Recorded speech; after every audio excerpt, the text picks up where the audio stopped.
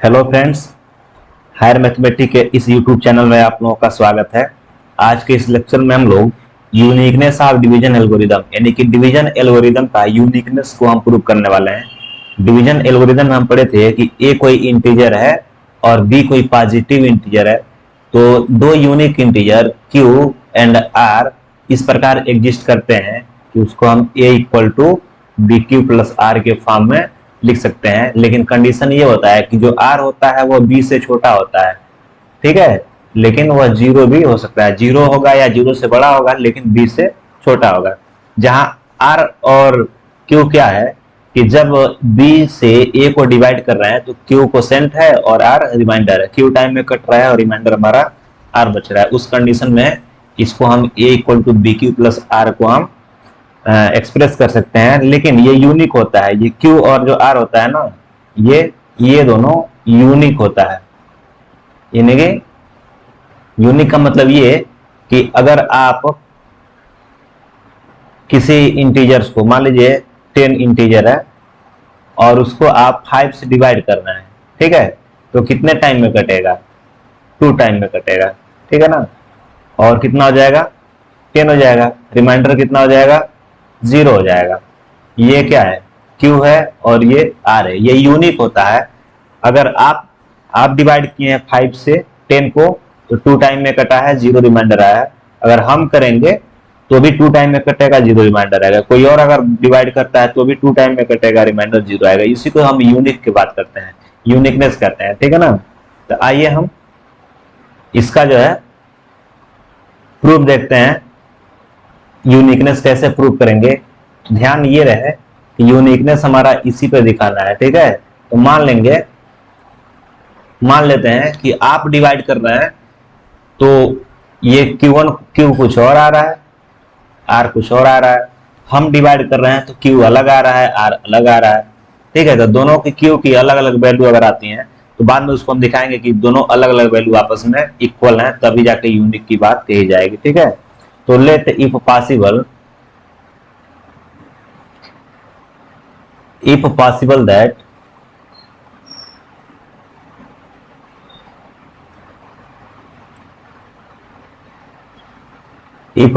that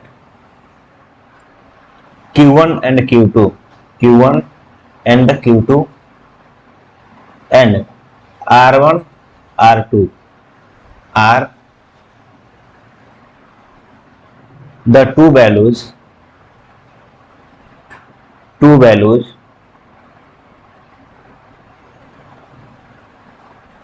of Q and R।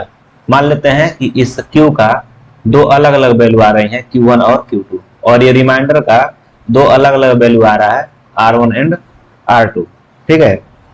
Such that तो आप देखिए इसमें हम Q की जगह पे Q1 रखें, R की जगह पे R1 रखें, तो A इक्वल टू क्या हो जाएगा? B Q1 plus R1। लेकिन कंडीशन क्या होगा? जो R1 होगा या तो 0 होगा या 0 से बड़ा होगा, लेकिन B से छोटा होगा, ठीक है।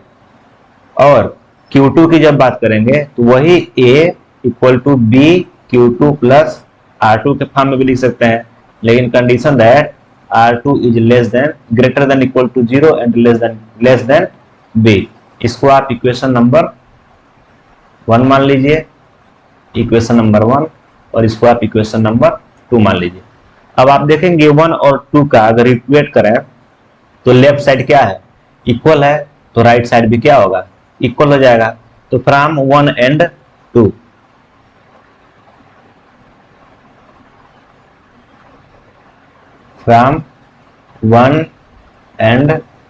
2 वी हैव क्या होगा? यहां से आप देख पाएंगे A equal to B Q1 plus R1 है, तो वह किसके बराबर हो जाएगा?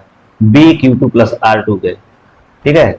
B Q1 प्लस R1 जो होगा, B Q1 प्लस R1 होगा B Q2 प्लस R2 के इक्वल हो जाएगा, क्योंकि लेफ्ट इक्वल है तो राइट भी क्या होगा? इक्वल होगा। लेकिन कंडीशन क्या होगा? R1 less than equal to B and greater than equal to 0, ठीक है। एंड R2 जो होगा less than B and greater than equal to 0। अब यहां से आप ये देख पाएंगे, इस R2 को इधर बुलाइए, इस साइड लेकर आएंगे तो R1 माइनस R2 होगा, R1 माइनस R2, और इसको उधर भेजेंगे तो मिलेगा BQ2 minus BQ1, BQ2 minus BQ1। लेकिन यहां से आप एक काम और कर लीजिए, दिस इंप्लाई यहां से B को कॉमन कर लीजिए तो R1 minus R2 equal to हो जाएगा BQ2 माइनस Q1। ठीक है, यानी कि B डिवाइड करेगा R1 माइनस R2 को। लेकिन एक कंडीशन और है, ये बताइए R1 B से छोटा है और R2 भी B से छोटा है, तो दोनों का डिफरेंस R1 माइनस R2 भी क्या होगा, B से छोटा होगा। R1 माइनस R2 भी B से छोटा होगा, क्योंकि R1 B से छोटा है, R2 भी B से छोटा है, तो R1 माइनस R2 भी क्या होगा, B से छोटा होगा। अब यहां से आपको ये कंक्लूजन मिल रहा है कि B जो है ना, ये R1 माइनस R2 क्या है, एक इंटीजर है। R1 इंटीजर, R2 इंटीजर, दोनों का डिफरेंस भी क्या होगा, इंटीजर होगा। और Q2 इंटीजर है, Q1 इंटीजर है, उसका डिफरेंस भी इंटीजर होगा।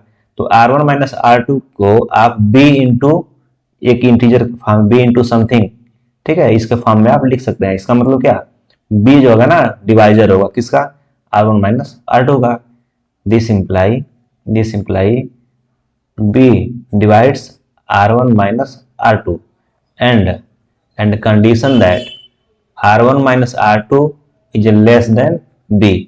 अब बताइए कोई इंटीजर, ये R1 माइनस R2 क्या है, B से छोटा है।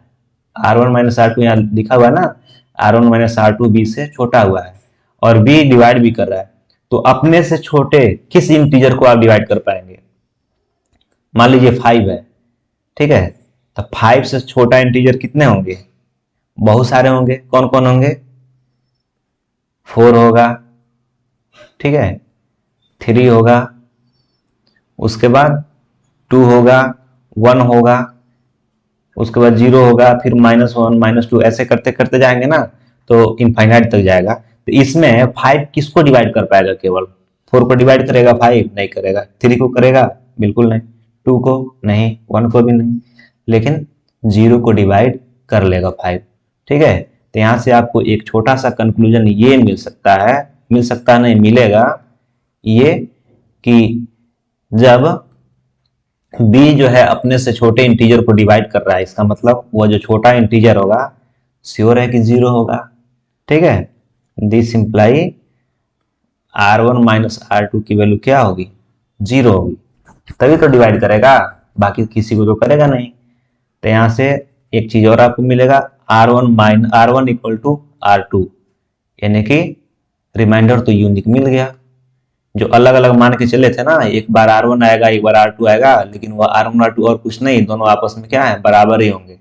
ठीक है, अब बताइए इसको आप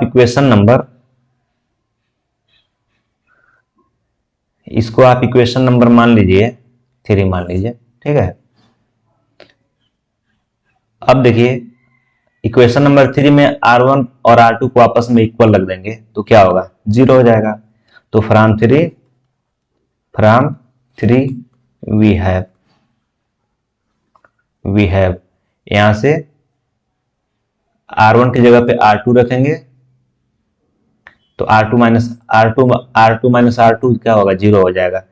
ठीक है, तो इसको आप 0 equal to BQ2 minus Q1 लिख सकते हैं, कॉमन ले लेंगे तो यहां से निष्कर्ष ये निकला, ये Q1 माइनस Q2 भी आपस में क्या होगा, Q2 माइनस Q1 भी 0 के बराबर हो जाएगा।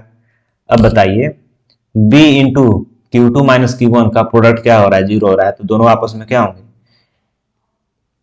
और एक बात और, B into Q2 minus Q1 0 आ रहा है, तो इसका मतलब B इन दोनों का प्रोडक्ट 0 हो रहा है, तो दोनों में से कोई एक 0 होगा और नहीं तो दोनों 0 होगा। तो B तो 0 हो नहीं सकता है, क्योंकि ऊपर मान लिया गया है B is a positive integer. ठीक है, B को पॉजिटिव इंटीजर माना गया है किसमें, डिवीजन एल्गोरिदम के स्टेटमेंट में। तो बी तो जीरो होगा नहीं, तो जीरो कौन होगा, Q2 माइनस Q1। जब Q2 माइनस Q1 जीरो होगा तो this imply Q1 equal to Q2 के बराबर हो जाएगा। ठीक है, तो यहां देखेंगे R1 minus R2, R1 R2 के बराबर हो गया और Q1 Q2 के बराबर हो गया। तो यहां से निष्कर्ष ये निकला, हेंस Q